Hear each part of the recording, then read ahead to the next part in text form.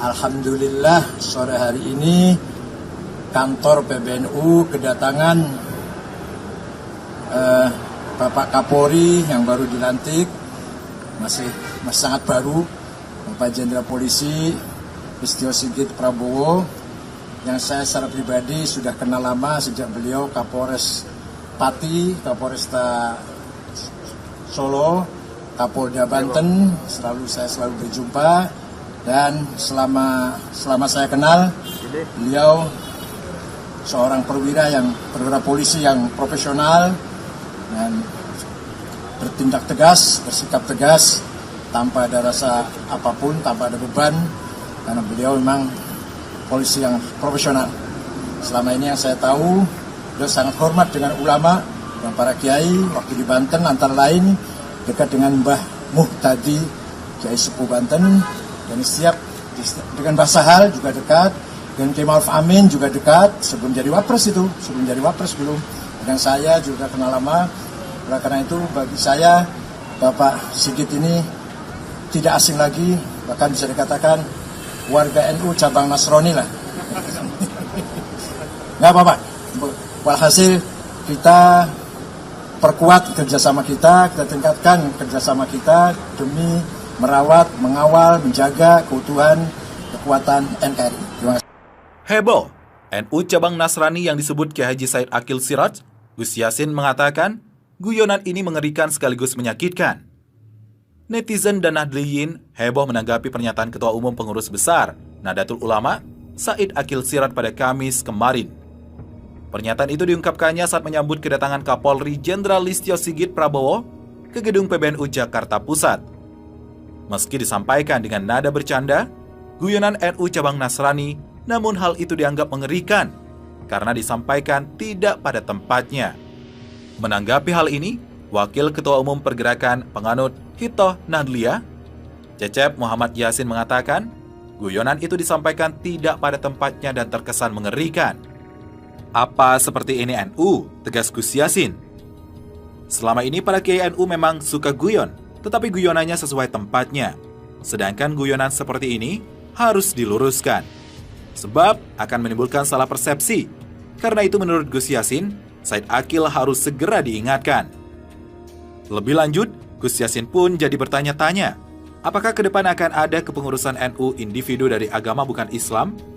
Ataukah dalam Bahsul Masail dimungkinkan rujukannya kitab agama lain kalaulah ada NU cabang Katolik, NU cabang Kristen, NU cabang Hindu, NU cabang Buddha, NU cabang kepercayaan? Ditekankan Gus Yassin bahwa NU adalah Ahlus Sunnah wal Jamaah yang disebut Rasulullah SAW umat Islam satu dari 72 golongan yang masuk surga. Gus Yassin tidak memungkiri betapa derasnya arus liberalisasi di tubuh NU. Karena itu pihaknya akan terus berupaya maksimal meluruskan jalan NU. Saat menerima kunjungan Kapolri Jenderal Listio Sigit Prabowo di gedung PBNU Jakarta Pusat, Ketua Umum PBNU Said Akil Siraj menjelaskan kedekatan Kapolri yang baru kepada tokoh-tokoh NU termasuk dirinya. Iya. Nggak usah Anda tadi itu mencari komentar yang membenarkan dirinya dan menyalahkan orang lain. Tapi Anda nilai aja, gini loh. Untuk yang sekarang misalnya, boleh ndak orang kafir itu memimpin orang mukmin? Selesai permasalahannya. Kalau boleh, berarti setuju dong. Nanti wali kota Mekah adalah orang kafir nanti. Kalau begitu, biarkan dong Israel menguasai Palestina kalau begitu. Ada apa perang? Selesai. Kalau begitu.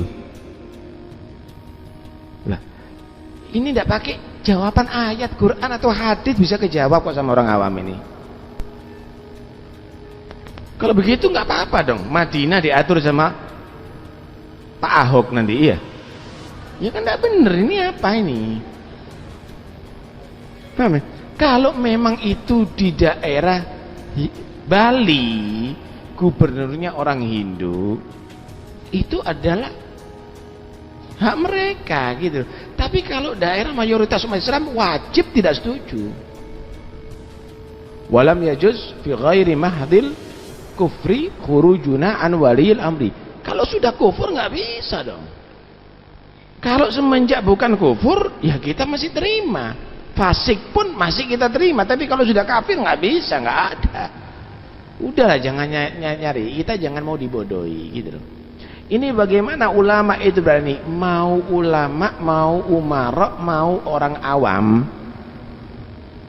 Kalau keliru nggak usah diikuti, selesai. Nggak bisa. Ya, untuk misalnya nggak setuju dengan cara ini atau cara itu hak masing-masing. Tetapi harus sepakat dulu, nggak bisa.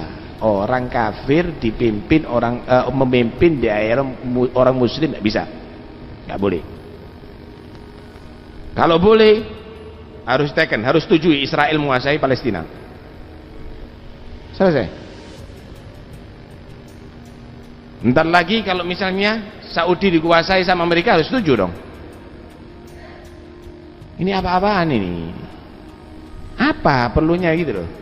Nah, karena itu nggak usah kita bicara dengan mendengarkan bicaranya orang yang membela dirinya menyalahkan orang lain. Anda ndak ikut siapa-siapa, Anda ngikuti dengan orang yang benar, bukan orang yang salah. Kelas. Nggak benar itu nggak benar. Ini saya kira ndak perlu panjang lebar itu. Nah, nggak perlu pakai bawa kitab kok, nggak perlu buka-bukaan kitab. Ini bukan bahtul masail, tapi ini ba'thul masyakil. Ini membuat muskilah tambahan, tambah membuat ruwet, tambah buat fitnah di antara umat Islam. Bukan kalau bahtul masail itu membahas masalah untuk carikan solusi biar tidak bentur-benturan umat Islam. Ini tambah bentur-benturkan. Nggak ada perlunya itu semuanya. Laginya siapa yang berhak untuk berfatwa itu? Siapa? Nggak tepat. Gila. Yang berhak untuk berfatwa ya ulama yang bagus. Kalau enggak jadi mugolid aja. Loh, alhamdulillah kita ini orang-orang NU ini punya Kiai Ma'ruf Amin yang mewakili ulama yang ada di Indonesia, yang sampai akhirnya dengan ilmunya dan didukung dengan yang lainnya menyatakan adalah haram. Selesai. Lah kok ono sing nom-nom sok luwe pinter gitu loh. Berfatwa yang lainnya. Ini anak kurang ajar sudah. Ini arek nom kurang ajar, bukan adabnya orang NU itu, terus terang. Adabnya orang NU itu santun sama yang sepuh, hormat kepada yang sepuh. Pegel kita.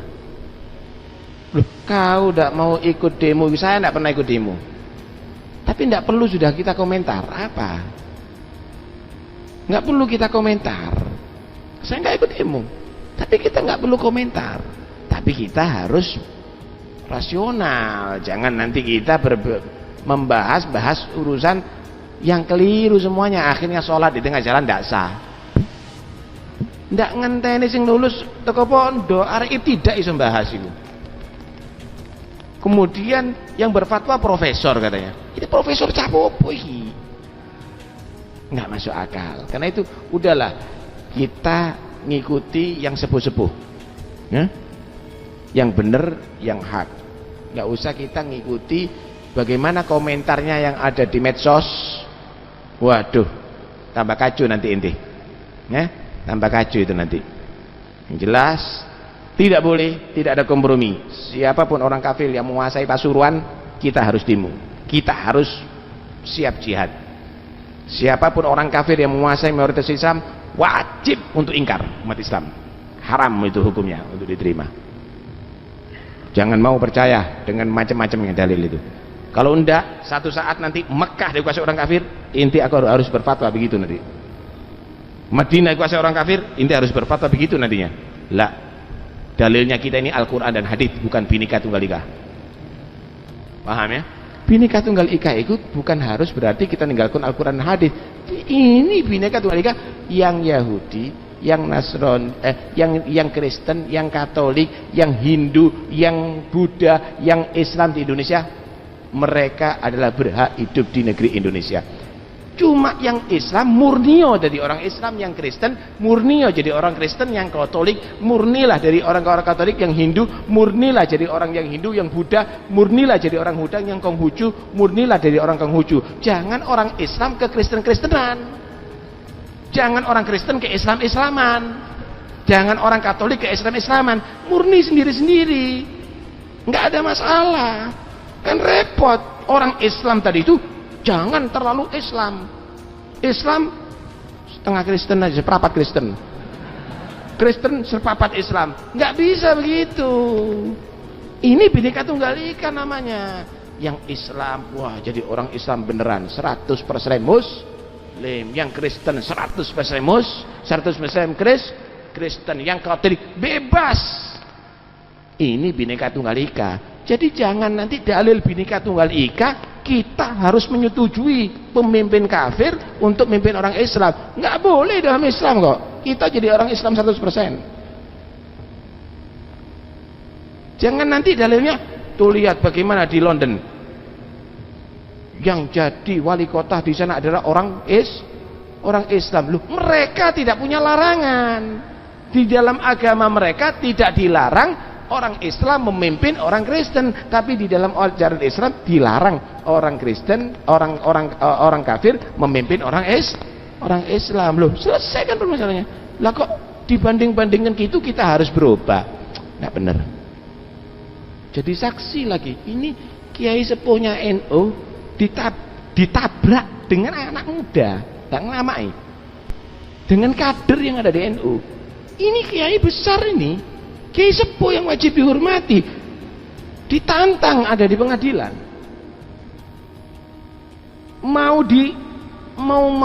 Ini bukan diadu domba juga, ini nyerang. Ini anak muda, bukan kita nih diadu domba lah. Kita ngikuti Kiai sepuh kita, tapi ini anak muda nyerang Kiai sepuh kita, ngelamak. Ini anak kurang ajar, ini anak. Ini anak muda yang kurang ajar, itu tidak boleh diikuti oleh anak-anak muda Kiai, anak muda NU. Saya termasuk mustasyar NU. Ini bukan akhlaknya orang NU. Ini justru adalah tercoreng kita dengan kader-kader yang kurang ajar model begini ini. Udahlah, inti bukan orang-orang yang harus berfatwa. Kamu adalah mughalid, kamu anak muda ikut dengan fatwanya Kiai sepuh. Selesai. Nanti kalau sudah waktunya, kamu sudah dituakan, baru adab nggak ada ini, adab nggak ada.